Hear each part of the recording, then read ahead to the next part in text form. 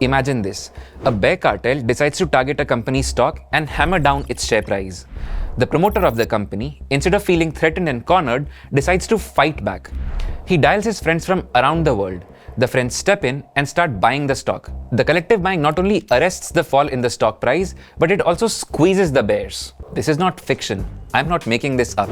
This is an actual story from the 1980s and remains one of the most fascinating stories of the Indian stock markets. So who were these bears? And who was that promoter? And who were the friends of that promoter? What really happened?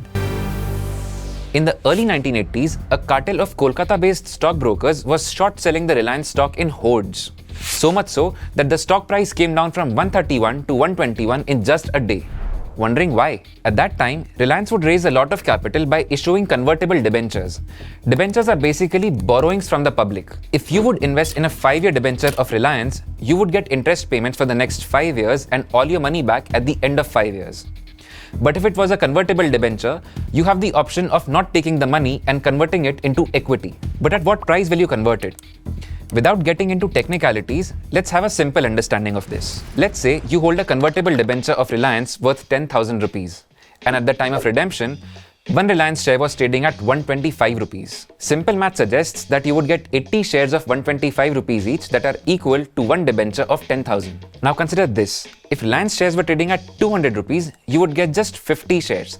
But if a Reliance share was trading at 100 rupees, you would get 100 shares. Come to think of it, at the time of redemption, Reliance would want the share price to be as high as possible so that it issues fewer shares per debenture. And the debenture holders would want the share price to be as low as possible so that they get more shares per debenture. The Kolkata-based cartel wanted to push the share price down so that debenture holders would get more shares.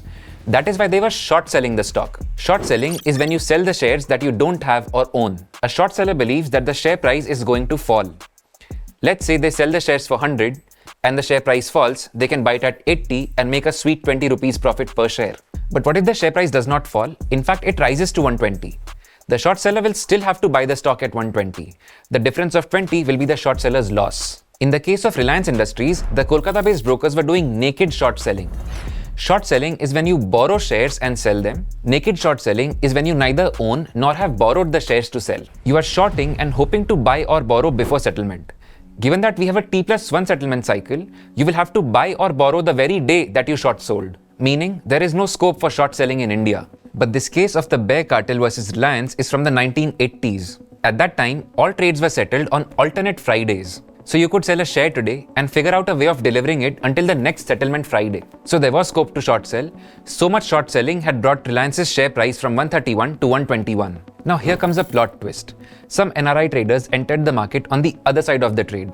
They started buying shares that the cartel had been short selling. This helped steady the stock price, but none of these trades had been settled yet. So when the next settlement Friday came, the bear cartel had to deliver shares they had sold, and the NRI buyers had to deliver funds for the shares they had bought. The short sellers thought that the NRI buyers could not possibly have enough cash to pay for the shares that they had bought. They expected the NRI buyers to request for an Undha Badla. Undha Badla was the system of rolling with a contract settlement until the next settlement Friday. So if the NRI traders did not have the money to pay for the shares, they would pay a small fee to delay the settlement until the next settlement Friday, which was 2 weeks away. But guess what?